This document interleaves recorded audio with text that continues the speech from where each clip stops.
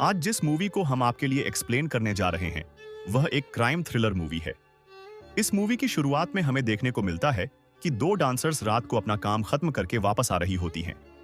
तभी उनमें से एक डांसर अपने स्टॉप पर उतरती है और दूसरी गाड़ी वालों के साथ चली जाती है। जैसे ही वह डांसर अपने घर आकर अपने कपड़े चेंज कर रही होती है, उसी समय उसे किसी चीज की आवाज आती है। जब उसकी साथी सुबह वापस घर आती है तो वह देखती है कि उसकी दूसरी साथी मर चुकी है और उसके पास गजरे के फूलों की एक माला मिलती है। इसी मर्डर के सिलसिले में उसकी दोस्त पुलिस स्टेशन जाती है, लेकिन पुलिस वाले उनकी एक नहीं सुनते। वे कहते हैं, तुम्हारा तो रोज का ही है, एक नाचने वाली क्या बताएगी कि मर्डर हुआ है या उसने सुसाइड कर लिया। यह सुनकर वह वापस चली जाती है। तभी कहानी प्रेजेंट डे पर आती है और हमें हमारी मुख्य पात्र संध्या दिखाई जाती है। संध्या एक न्यूज चैनल में काम करती है, लेकिन उसे अपनी जॉब बिल्कुल पसंद नहीं आ रही होती, क्योंकि न्यूज चैनल वाले उसे नकली कहानियां पेश करने को बोलते हैं, जिससे वह बिल्कुल भी सैटिस्फाइड, संतुष्ट नहीं थी। इसलिए संध्या वह जॉब छोड़ देती है और अपना खुद का पॉडकास्ट चैनल शुरू करने का सोचती है। संध्या की दोस्त भी उसके इस पॉडकास्ट चैनल में शामिल हो जाती है। वहीं संध्या के घर वाले उसकी लव मैरिज के लिए मान जाते हैं, इसलिए वे उसकी सगाई के लिए उसके मंगेतर के घर जाते हैं। सगाई के बाद जैसे ही संध्या वापस आती है, उनकी गाड़ी के आगे एक औरत आ जाती है। दरअसल वह बॉबी के घर की नौकरानी होती है। वह संध्या को जल्दी से गाड़ी से उतारकर बॉबी के घर ले जाती है। वहां जाकर पता चलता है कि बॉबी और उसके लवर का किसी ने मर्डर कर दिया है। इसे देखते ही संध्या पूरी तरह टूट जाती है, क्योंकि बॉबी का कत्ल बहुत ही क्रूरता से किया गया था। पुलिस केस को सुलझाने के लिए पहुंचती है, लेकिन वे भी इस तरह का मर्डर देखकर हैरान रह जाते हैं। संध्या अब रोज पुलिस स्टेशन जाने लगती है ताकि उसे पता चल सके कि केस सॉल्व हुआ या नहीं, क्योंकि बॉबी उसकी बहुत खास दोस्त थी। पुलिस वाले उसे समझाते हैं कि केस सॉल्व करने में समय लगता है। ध्यान हटाने के लिए संध्या वापस न्यूज चैनल ज्वाइन करने का सोचती है, लेकिन वहां बॉबी से रिलेटेड न्यूज को मसालेदार तरीके से पेश होते देख वह फिर से दुखी हो जाती है। वह पक्का फैसला कर लेती है कि वह अपना पॉडकास्ट चैनल ही शुरू करेगी। वह अपने पॉडकास्ट के लिए सबसे पहला केस बॉबी का ही चुनती है और क्राइम सीन पर जाकर चीजों को स्टडी करती है। संध्या नोटिस करती है कि बॉबी की गले की चेन और ईयररिंग्स गायब हैं। वह तुरंत पुलिस को बताती है।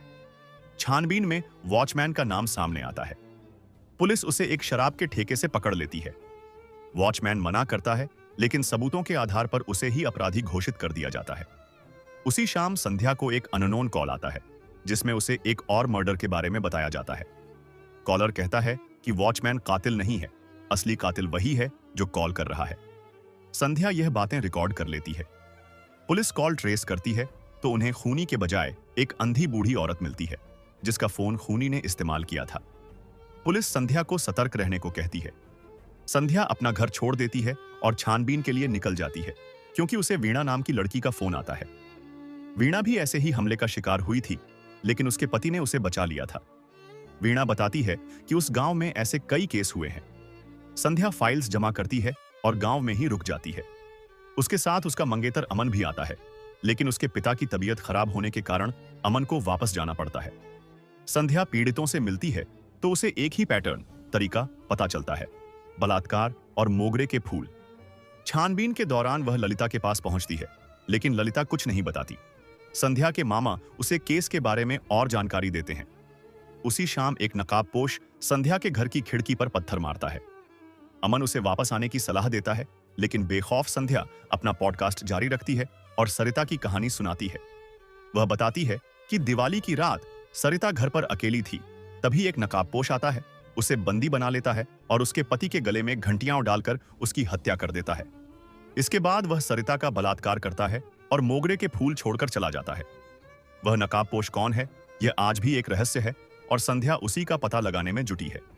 संध्या का यह पॉडकास्ट देखते ही देखते वायरल हो जाता है। वहीं इस पॉडकास्ट को सुनने के बाद पुलिस वाले भी एक चीज नोटिस करते हैं कि जो गले में घंटियां डाली जा रही हैं और मोगरे के फूल छोड़े जा रहे हैं, इनके बीच कोई ना कोई कनेक्शन है।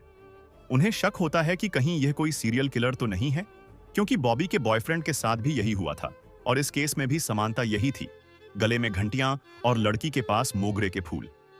पॉडकास्ट की वजह से सारा खुलासा हो चुका था, इसलिए अब पुलिस वालों को रिपोर्टर्स को भी काफी जवाब देने पड़ रहे थे। लोग डरे हुए थे और पुलिस को समझ नहीं आ रहा था कि वे क्या करें। अपनी साख बचाने के लिए पुलिस वाले उल्टा संध्या पर ही ताना कस देते हैं। वे कहते हैं कि संध्या को कुछ मिल नहीं रहा, इसलिए वह टीआरपी हासिल करने के लिए ऐसे झूठे केस बना रही है।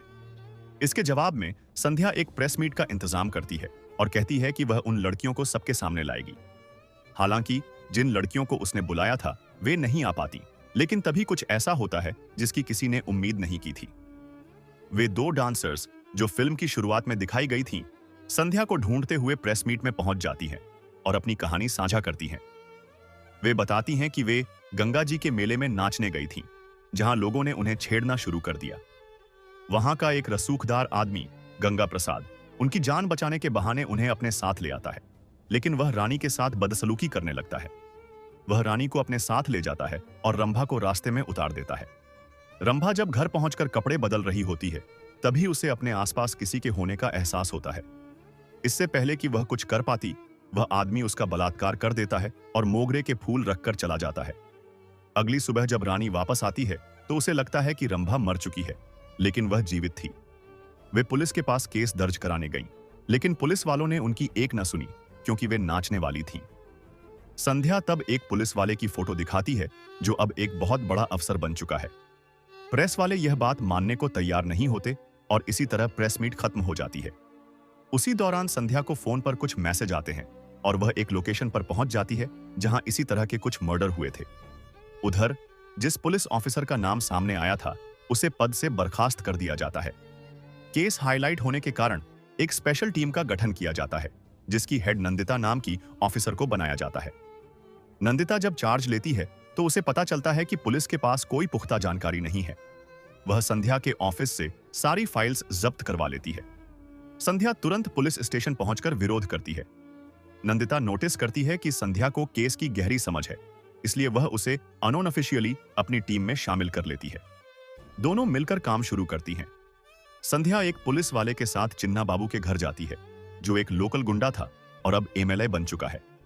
वह कोई जवाब नहीं देता, लेकिन संध्या वहां से चुपके से उसका टूथब्रश उठा लाती है ताकि अपराधी के डीएनए से मैच किया जा सके। अगली प्रेस मीट में नंदिता से सवाल पूछा जाता है कि वे चिन्ना बाबू जैसे प्रतिष्ठित व्यक्ति के घर पूछताछ करने क्यों गई थी। नंदिता को इस बारे में पता नहीं था, इसलिए वह संध्या पर नाराज होती है और उसे केस में अड़चन न डालने की हिदायत देती है। संध्या पुलिस वालों से दूरी बना लेती है और अपनी फैमिली के साथ शॉपिंग पर चली जाती है। तभी नंदिता को उस नकाबपोश का फोन आता है। वह कहता है, मैंने तुम्हारे लिए बस के अंदर एक गिफ्ट रखा है। गिफ्ट में एक वीडियो होती है जिसमें हाल ही में हुए एक मर्डर को दिखाया गया था। उस लड़की का मर्डर इसलिए हुआ था क्योंकि उसने संध्या के पॉडकास्ट को सपोर्ट किया था। नंदिता घबरा जाती है कि अगर सपोर्ट करने वालों का यह हाल है तो पॉडकास्ट बनाने वाली संध्या का क्या होगा। वह तुरंत संध्या को फोन करके सुरक्षित घर जाने को कहती है। उसी शाम नंदिता के घर पर हमला होता है। वह उस नकाबपोश को देख लेती है और बिना डरे उसका पीछा करते हुए एक बिल्डिंग तक पहुंच जाती है। जैसे ही संध्या बिल्डिंग में इधर उधर देखना शुरू करती है और उस नकाबपोश को ढूंढने की कोशिश करती है, तभी वह नकाबपोश संध्या के ऊपर हमला कर देता है। तभी वहां पुलिस आ जाती है। दरअसल यह पुलिस का बिछाया हुआ एक जाल ट्रैप था और पुलिस उस नकाबपोश को पकड़ लेती है, लेकिन वह असली कातिल नहीं था। वह नकाबपोश कोई और नहीं बल्कि उसी औरत का बेटा था जिसने सबसे पहले संध्या को कॉल करके केस के बारे में बताया था।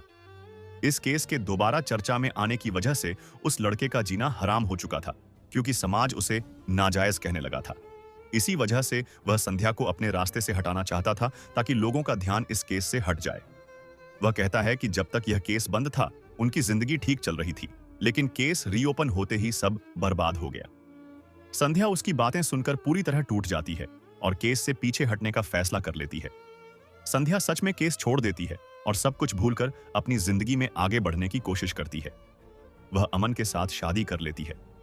तो क्या अब वह असली नकाबपोश कभी सामने नहीं आ पाएगा? चलिए देखते हैं। उधर पुलिस वाले संध्या के सुझाव के अनुसार सभी सरकारी मुलाजिमों की फाइलें एक जगह इकट्ठा करते हैं और कुछ संदिग्ध नाम सामने आते हैं। पुलिस वाला संध्या को फोन करके यह जानकारी देने की कोशिश करता है, लेकिन संध्या कहती है कि अब उसका इस केस से कोई लेना देना नहीं है। फिर भी पुलिस वाला उसे एक बार फाइलें देखने का आग्रह करता है। इसी बीच एक पार्टी के दौरान अमन को कॉल आता है और वह तुरंत भागकर अपने घर जाता है। वहां वह देखता है कि उसकी मां की मौत हो चुकी है। वहीं हमें पता चलता है कि अमन के पिता का दोस्त कोई और नहीं बल्कि वही पुलिस ऑफिसर है जिस पर इस केस के आरोप लगे थे। संध्या सुझाव देती है कि मां की डेड बॉडी का पोस्टमार्टम करवाना चाहिए, जिसे सुनकर अमन और उसके पिता आग बबूला हो जाते हैं। अमन गुस्से में संध्या को वहां से निकल जाने के लिए कह देता है। संध्या वहां से चली जाती है, लेकिन पुलिस वाले अपनी छानबीन जारी रखते हैं और उन सरकारी मुलाजिमों की रिपोर्ट में उस असली चेहरे को ढूंढने की कोशिश करते हैं। वहीं संध्या भी सदमे में थी जब से उसकी सासू मां की मृत्यु हुई थी। तभी संध्या को याद आता है कि उसकी सास ने उसे एक तोहफा दिया था। संध्या उस तोहफे को हाथ में लेकर अपनी सास को याद कर रही होती है। तभी वह देखती है कि उस डॉल गुड़िया के अंदर बहुत सारे खांचे बने हुए हैं। वह धीरे धीरे उन्हें खोलती है तो उसे एक पायल और एक ईयररिंग मिलता है। वह ईयररिंग किसी और का नहीं बल्कि बॉबी का होता है। संध्या तुरंत अपना लैपटॉप खोलती है और पुलिस द्वारा भेजी गई रिपोर्ट्स चेक करने लगती है। वहीं पुलिस ऑफिसर नंदिता की नजर संध्या के शादी के कार्ड पर पड़ती है। वहां संध्या के ससुर का नाम देखकर नंदिता हैरान रह जाती है और वह सर्च करने लगती है कि कहीं यह सब उसके ससुर का काम तो नहीं है। जल्द ही सब समझ जाते हैं कि यह सब संध्या के ससुर का ही किया धरा है। संध्या बेखौफ होकर सीधे अपने ससुर से मिलने पहुंच जाती है और टिफिन देने के बहाने उनके घर जाती है। वहां पहुंचकर वह वॉशरूम जाने का बहाना करती है। जब वह वापस आती है तो उसका ससुर कहता है, बेटा मेरे लिए कॉफी बना दो। वह इस बात से बेफिक्र था कि संध्या को उसकी असलियत पता चल चुकी है। वह संध्या के साथ भी वही करने की कोशिश करता है जो उसने बाकी लड़कियों के साथ किया था। जैसे ही वह संध्या पर हमला करता है, संध्या बहादुरी दिखाते हुए पलटवार करती है और खुद को उनसे छुड़ा लेती है। ठीक उसी समय वहां पुलिस पहुंच जाती है और संध्या के ससुर को पकड़ लेती है। इंट्रोगेशन रूम में नंदिता संध्या के ससुर से पूछती है कि उसने ऐसा क्यों किया, लेकिन वह कुछ नहीं बताता। नंदिता गुस्से में वहां से चली जाती है। तब संध्या कहती है, एक बार मैं ट्राई करके देखती हूं। संध्या अंदर जाकर अपने ससुर के सामने एक फोटो रख देती है जिसमें उसकी चाची होती है। दरअसल संध्या के ससुर के साथ बचपन में बहुत ज्यादती हुई थी। उसकी चाची उसके साथ गलत संबंध बनाने की कोशिश करती थी। एक दिन उसके चाचा ने उन्हें देख लिया तो चाची ने उल्टा ससुर पर ही इल्जाम लगा दिया। खुद को बचाने के लिए उसने अपने चाचा और चाची दोनों को मार दिया। उस घटना के बाद उसे खून की लत लग गई। इन सब चीजों से दूर जाने के लिए उसने शादी कर ली और फिर अमन का जन्म हुआ, जिसके बाद उसने यह सब छोड़ दिया था। लेकिन वह अपनी चाची को भूल नहीं पाया था। जब बॉबी उसकी जिंदगी में आई तो उसने उसे फिर से चाची की याद दिला दी। बॉबी उस समय क्लासिकल डांस सीख रही थी। उसके घुंघरू देखकर ससुर को अपनी चाची की याद आ गई, जिसके कारण उसने बॉबी को मार दिया और फिर से हत्याओं का सिलसिला शुरू हो गया। संध्या ने सवाल किया कि उसने अपनी पत्नी को क्यों मारा। उसने बताया कि उसकी पत्नी को उसकी असलियत पता चल चुकी थी, इसलिए उसे अपनी पत्नी को भी मारना पड़ा। इसी के साथ संध्या ने अपने पॉडकास्ट में कातिल का पर्दाफाश कर दिया, जो कि राव संध्या का ससुर था। यह केस यहीं खत्म होता है, लेकिन संध्या अगले केस की तलाश में निकल पड़ती है। अगर आप इसी तरह की और भी मूवीज देखना चाहते हैं तो हमारे चैनल को सब्सक्राइब कीजिए और कमेंट में जरूर बताइए कि यह वीडियो आपको कैसी लगी। Thank you for watching.